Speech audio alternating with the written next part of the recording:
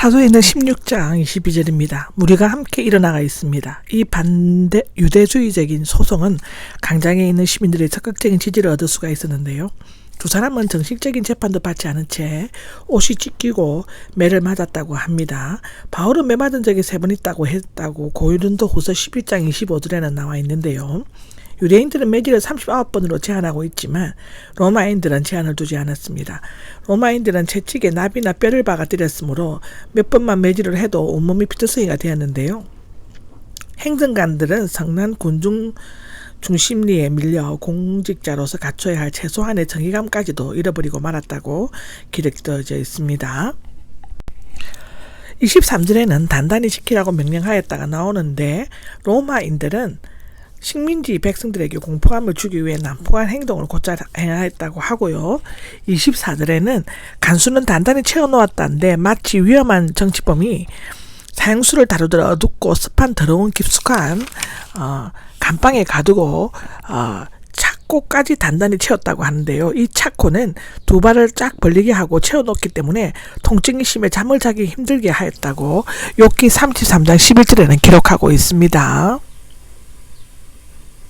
25절입니다. 25절에는 한밤중에 기도하고 하나님께 찬송을 나오는데 하나님을 믿는 자는 한밤중 가운데서도 빛을 바라보며 고난 가운데서도 하나님께 기도할 자유를 가지며 부자유한 가운데서도 하나님께 찬송할 자유를 가집니다. 그들은 기도할 때 마음속에서 기쁨이 솟아오름을 느꼈으며 자연히 찬송이 터져 나왔을 것입니다. 그들은 고통당한 욥처럼 하나님께서 밤중에 노래하게 하신다는 것을 알고 있었으며 육체적인 고통으로 인하여 영적으로 더욱 순결하게 되었고 그리스도 안에서 하늘로 옮겨졌다고 합니다. 그들의 기도와 찬송은 하나님께서 들려졌으며 다른 제수들도 듣고 있었다고 하고요. 미알류형은 제수들이 조용히 귀를 기울이고 계속 듣는 것을 나타낸다고 합니다.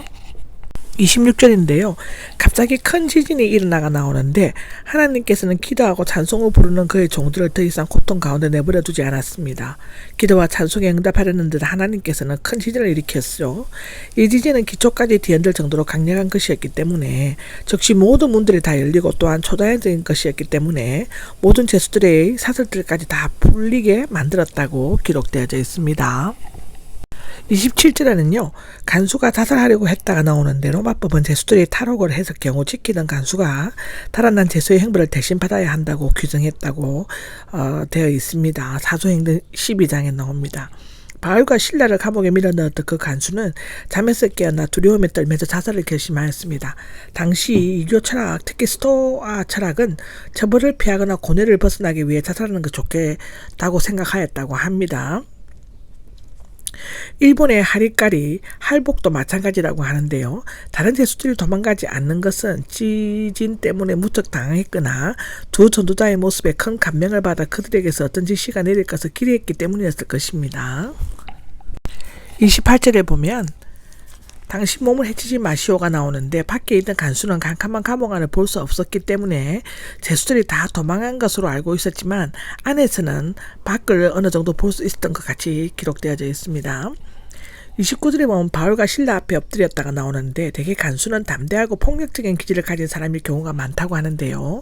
그날 얼마 전 바울과 실라를 흉악범을 다루듯이 무리하고 난폭하게 감옥에 밀어 넣었습니다. 이제는 그들 앞에 겸손히 엎드렸고요.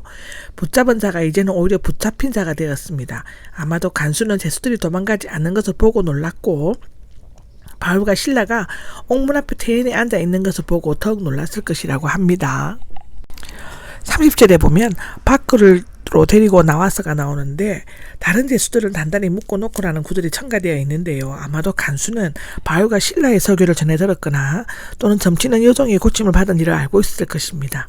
내가 구원을 받으려면 무엇을 해야만 합니까? 라는 질문인데 어쩌면 그는 바울 일행의 구원의 길을 전한다는 소문을 들어 알고 있었을 것입니다.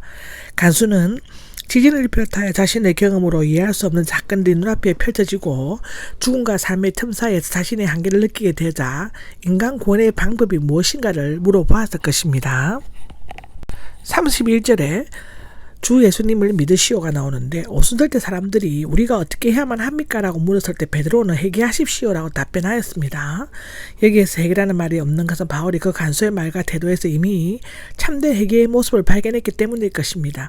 그는 이미 믿을 준비가 되어 있었죠. 그는 막연히 구원을 요청했지만 바울은 근본적인 영적 구원을 제시했으며 그는 무엇을 행해야 할 것인가를 물었지만 바울은 오직 믿으라고만 답변했습니다. 행위가 아니라 주 예수님을 믿는 것만이 유일하고도 완전한 구원의 길입니다. 당신의 집안인데 직계 가족뿐만 아니라 하인들까지도 포함하고 있죠. 여기에서 가족도 함께 구원을 받는다는 것은 당시 가족 제도는 지금과 같이 개인적으로 분리되지 않고 가장의 권위에 복종하는 한 몸, 하나의 일체적 존재로 생각했기 때문이죠. 그러나 이것은 가장이 믿는다고 가족이 구원받는다는 뜻이 아닙니다. 구원은 철저히 개인적인 것입니다. 32절인데요. 하나님의 말씀을 들려주었다는데 참된 믿음을 가지려면 하나님 말씀에 근거하여 올바른 구원의 방법을 알아야만 합니다. 하나님 말씀 위에 믿음이 세워지지 않으면 마치 모래 위에 세운 집처럼 쉽사리 무너지고 만다고 우리는 성경을 보면서 우리는 알고 있습니다. 33절에는 상처를 씻어 주었고가 나옵니다. 바울과 실라는 상처에는 흐르는 피를 채 닦기도 전에 하나님의 말씀을 전하는 것이 되어지는데 상처를 씻어준 것은 간수가 진정으로 회개하고 하나님을 믿었다는 확실한 증거입니다. 과거의 잘못을 회개하고 바로잡지 않는 신앙 고백은 한낱 형식적인 것에 지나지 않는 것입니다. 즉시 세례를 받았다는데 아마도 간수가 두 사람을 감옥에서 데리고 나와 모든 가족들에게 하나님의 말씀을 들려준 후 그들을 자기 집으로 데려가기 전 법정에 뜰에 놓아두었던 직사각형의 물통에서 씻김과 세례를 베풀어 줬을 것입니다. 세례의 방식이 언급되지 않는 것은 그것이 구원의 필수 요건이 아니기 때문이죠. 이 간수는 외적인 상징이 물세례를 받음으로써 마음속에서 하나님의 은혜가 역사하심을 느꼈을 것입니다. 34절입니다. 데리고 올라가서가 나오는데 간수의 집은 감옥 위에 있었던 것처럼 보여지고요. 음식을 대접하고는 문자적으로 상을 차려주고 있듯입니다. 그들은 하루 종일 아무것도 먹지 못했을 것이고 크게 기뻐하였다는 기뻐 날뛰었다 이 뜻이고 하마터면 장례를 치를 뻔했는데 이제 온 집안이 구원을 얻고 세례를 받았으므로 잔치 분위기일 것입니다. 한편 간수가 제수를 개인적으로 데리고 나가 대접하려 한 것은 직권 남용을 넘어 위법적인 행동으로 간주돼서 있는데요. 그러나 다음날 행정관이 석방명령을 내린 것을 보면 그 밤에 지지는 모든 당국자들의 두려움과 놀라움에 휩싸이게 한 초자연적인 사건으로 인식되었음에 틀림없습니다. 이 간수는 아가야 지방의 첫 열매인 스데바나라고 추정하기도 하여진다고 고린도전서 16장 15절에는 기록하고 있습니다. 35절입니다. 직원들이 나오죠. 채찍을 가진 자들이라는 뜻이라고 하고 행정관을 따라다니면서 명령을 떨어지면 죄인들을 때리기도 하고 놓아주기도 하는 역할을 했다고 합니다. 아마도 이때 행정관의 지시사항을 전달한 사람은 어제 바울과 실라를 채찍질한 바로 그 사람들이었을 것인데요. 풀어주라는 행정관들이 법정에 모이는 날이 되어 일어난 지진을 생각하여 두려워하여라는 구절이 첨가되어 있습니다. 풀어준 것이 지진으로 충격을 받았는지 아니면 루디아가 영향력을 발휘했거나 행정관이 뒤늦게 올바른 판단을 했는지 자세한 이유는 알 수 없으나 하나님의 능력이 역사했던 것입니다. 제수들에게 이제 나오셔서 평안히 가십시오라고 말한 것은 이례적인 것이었죠. 37절입니다.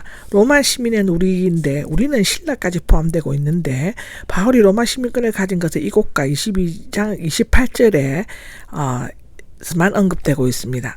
로마 시민권자는 무법하게 재판을 받거나 채찍질 또는 고문을 받지 않는 것으로 되어 있는데 그가 시민권자라고 말했으나 흥분되고 격분한 곤정의 소리에 잠겨 들리지 않았는지 아니면 처음부터 말하지 않았는지 그 이유는 알 수는 없지만 다분히 의도적일 수가 있는 것입니다.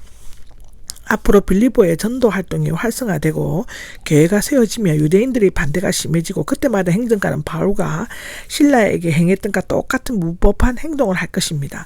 바울이 실라는 자신들이 범법자가 아니며 만일 도시키면 지진과 같은 징벌이 있을 것임을 은연중에 알리려고 했을 것입니다. 만일 그가 보복하려고 했다면 행정관들은 고소했을 것이며 이 사실이 로마에 알려지면 그들은 직위를 해제당하거나 심지어 엄한 벌을 받을 수도 있었을 것입니다. 데리고 나가라고 하시온데 바울과 실라는 앞으로 일어날 일들을 예상하고 최소한의 조치를 취해줄 것을 요구하였던 것입니다. 38절에는요, 직원들이 전화했다가 나오는데 이 말을 들은 행정관들은 당연히 두려워할 수밖에 없었겠죠. 그들은 로마법을 어겼을 때 어떤 형벌이 주어지게 될 것이라는 사실을 잘 알고 있었기 때문에 그 두려움은 커져갔을 것입니다. 39절을 보면 와서 예언하였고가 나옵니다. 교만하고 자존감 강한 행정관들에게 매우 창피스럽고 괴로운 일이었지만 그들은 직접 찾아와서 예언하다시피 간청을 하였던 것입니다. 40절에는 루디아의 집이 나오죠. 루디아의 집이란 말은 없다고 합니다. 루디아의 집을 의미하고 형제들은 누가와 디모데를 말하는 것이 아니라 새로운 핵심자들을 가리킨다고 볼 수 있는데 원문에는 그들이 떠났더라 되어 있습니다. 그들은 바울과 실라만을 가리키며 누가와 디모데는 남아 있었던 것 같은데 아마 이 무렵 빌립보 교회가 시작되었을 것으로 추측되어집니다. 그때 디모데는 바울이 후에 말한 선물들을 가지고 보내졌을 것 같고 베레아에서 바울과 실라를 따라갔을 것입니다. 사도 바울은 그 어느 교회보다도 빌립보 교회에 대해 깊은 애정과 감사 기쁨으로 가득 차 있었다고 기록되어져 있습니다.